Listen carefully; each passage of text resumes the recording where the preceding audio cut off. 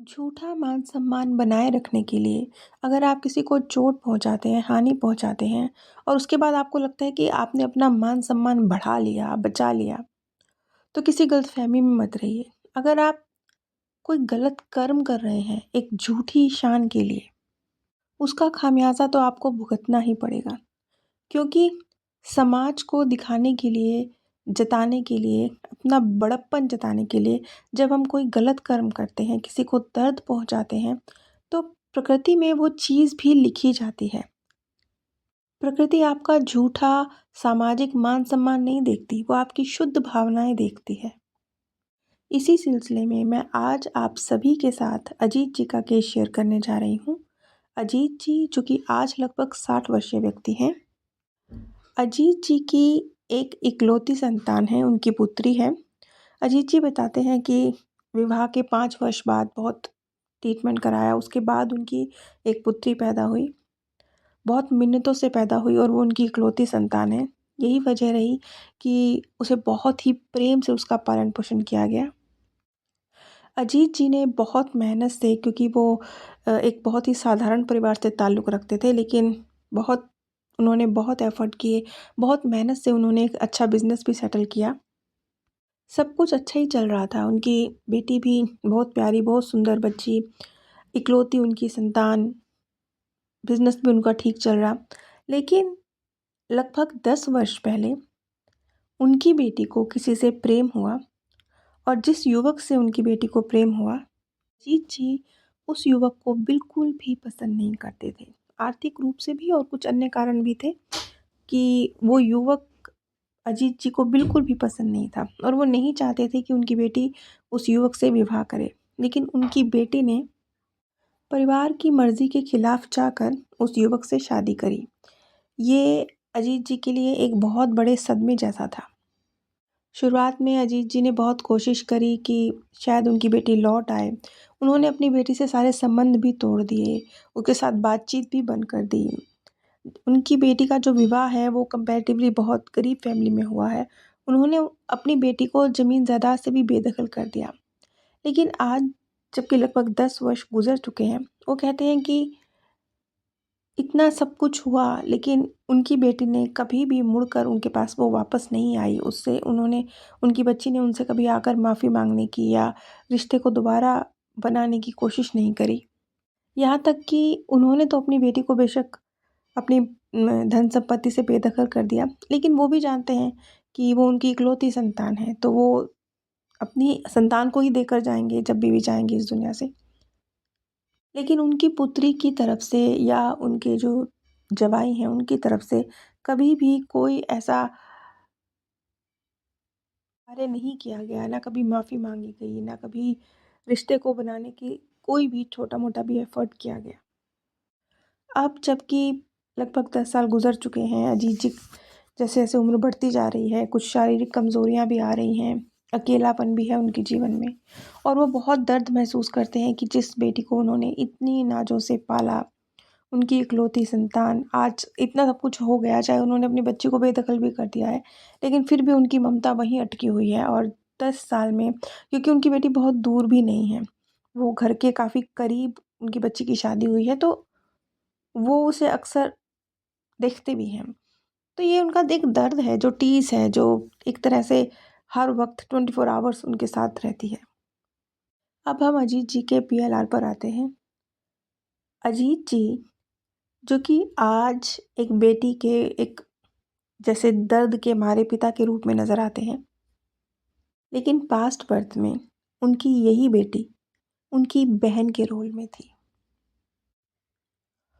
और उनका यही जवाई उनके दोस्त के रोल में था। हकीकत में दोस्त भी नहीं कहना चाहिए क्योंकि स्तर में काफ़ी फ़र्क था। इस वजह से अजीत जी के लिए बेशक वो उनके दोस्त की तरह उनके साथ डील करते थे, लेकिन दिल से कभी बहुत बराबरी का दर्जा देना, दोस्त वाला दर्जा देना, वो दर्जा उन्होंने कभी भी उसे नहीं दिया था। अजीत जी देखते हैं कि वो एक बहुत हट्टे-कट्टे दबंग युवक के रूप में हैं। लगभग 20-21 साल की उनकी उम्र है और उनकी बहन जो कि उनसे बस 1-2 साल ही छोटी है, लगभग 17-18 साल की उनकी बहन की आयु है। जो कि इस बर्थ में उनकी बेटी के रोल में है। वो देखते हैं कि घर में बहुत बहुत बड़ा एक झगड़ा हो रहा है।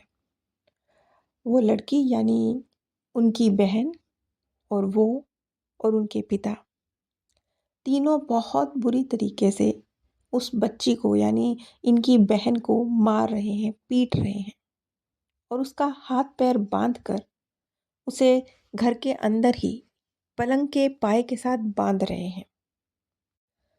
अजीत जी की जो इस बर्थ में उनकी बेटी है, पास्ट बर्थ में जो उनकी बहन के रोल में रही, वो एक युवक से प्रेम करती है और वो युवक अजीत जी का मित्र है, जो कि आज के बर्थ में उनका जवाई है। लेकिन अजीत जी इस रिश्ते के सख्त खिलाफ है। वैसे भी वो अपने उस मित्र को बस कहने को मित्र कहते हैं, उसे एक बराबरी का मान सम्मान का दर्जा नहीं देते हैं। अगले दृश्य में वो देखते हैं कि वो उस युवक को जिससे उनकी बहन प्रेम करती है, बहुत प्रेम से उसके गले में हाथ डालकर कुछ बतियाते हुए उसे कहीं जंगल की तरफ, सुनसान की तरफ ले जा रहे हैं। और उस सुनसान जंगल में ले जाकर उन्होंने बड़ी ही बेरहमी से अपने दोस्त और अपनी ही बहन के प्रेमी की हत्या कर दी। और इस हत्या को सिर्फ इसलिए अंजाम दिया गया क्योंकि वो नहीं चाहते थे कि एक छोटी जाति के स्तर में उनसे कम इस तरह के युवक के साथ उनकी बेटी का, उनकी बहन का विवाह हो। अगले दृश्य में वो देखते हैं कि बहुत बड़ी पंचायत बैठी हुई है और एक हाहाकार सा मचा हुआ है क्योंकि उस युवक की यानी कि अजीत जी के मित्र की लाश मिली है और अजीत जी कटघरे में हैं, यानी उनके ऊपर अपने ही दोस्त की हत्या का शक है। लेकिन उस समय पे क्योंकि पंचायत पूरी तरह से अजीत जी के साथ रही, उस समय का समाज, एक तरह से कह लीजिए खरीदा हुआ समाज, उनके साथ रहा। इसलिए जो इंसाफ होना चाहिए था, मिलना चाहिए था, वो नहीं हुआ और अजीत जी बड़ी आसानी से इस सारे मामले से बाहर निकल गए। आज अजीत जी की वही बहन उनकी बेटी के रोल में है और अजीत जी का वही मित्र उनके जवाई के रोल में है। जो पीड़ा, जो दर्द उन्होंने उनकी सिर्फ एक मृत्यु नहीं बल्कि उसके जो माता पिता रहे होंगे, परिवार के सदस्य रहे होंगे, क्योंकि जब किसी की मृत्यु होती है तो मृत्यु एक व्यक्ति की नहीं होती, उसके पूरे परिवार को एक तकलीफ से, दर्द से गुजरना पड़ता है। तो वो सब चीज़ें जब मल्टीप्लाई होकर आज अजीत जी के सामने आई और अब जब उन्हें वो चीज़ें झेलनी पड़ रही हैं तो वो इन चीज़ों को बर्दाश्त नहीं कर पा रहे हैं। लेकिन जब उन्होंने ये देखा कि उन्होंने क्या किया है अपने ही जवाई के साथ, तो वो ये बात समझ सके कि जो उन्हें मिल रहा है वो तो बहुत कम है, वो तो इससे भी कहीं ज़्यादा के हकदार हैं। जो उनका पाप है वो तो इससे कहीं ज़्यादा बड़ा है। ये तो कुदरत की मेहरबानी है कि वो इतने सस्ते में छूट रहे हैं। जब उन्होंने ये सब देखा तब अजीत जी ने न सिर्फ अपनी बेटी से और अपने जवाई से माफ़ी मांगी, बल्कि उन्होंने ये फैसला किया कि बेशक मेरी बेटी और मेरी जवाई मेरे पास नहीं आते हैं, लेकिन मैं अपनी गलती का प्रायश्चित करूँगा और मैं अब उनके पास जाकर अपने इन रिश्तों को संवारूँगा। अजीत जी ने जो कुछ किया वो सब उनके पास लौट कर आ रहा है। सिर्फ इतना ही नहीं, अब उन्हें किसी न किसी रूप में न सिर्फ धन बल्कि वो सब कुछ जो जो उन्होंने दिया था अपनी बहन को, अपने दोस्त को, वो सब भी रिटर्न आ रहा है। उन्होंने इतने समय में 10 वर्षों में जो लगातार एक पीड़ा को सहा है, उन्होंने अपने आप को अपमानित सा महसूस किया है क्योंकि वो अपनी बेटी को हमेशा, जो बिल्कुल पड़ोस में थी, तो उसे हमेशा देख पाते थे और हर वक़्त एक टीस, एक दर्द का अनुभव करते थे। तो जब उन्होंने ये सब देखा तो उन्होंने समझा कि जो पीड़ा मैंने उन्हें दी थी वो तो फिर भी उसके मुकाबले तो ये पीड़ा बहुत कम है और उन्होंने अपनी गलती का प्रायश्चित किया और अपनी बेटी और अपनी जवाई के साथ एक बार फिर से बेहतर रिश्ते बनाने की ओर कदम बढ़ाया।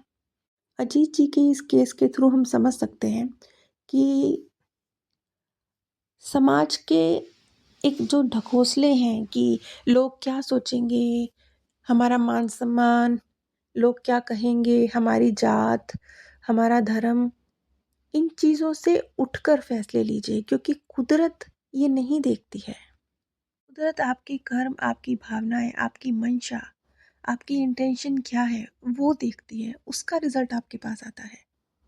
लोग तो वैसे भी 4 दिन बाद आप किस धर्म के, किस जाति के, कहाँ, सब भूल जाएंगे, लेकिन जो कर्म आपने किए हैं वो कुदरत तो नहीं भूलेगी ना।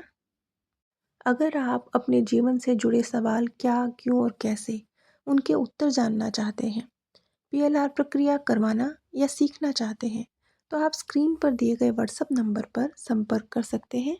आप सभी पर परमात्म सौंदर्य, प्रेम और आनंद सदैव बरसता रहे। आप सभी दिव्य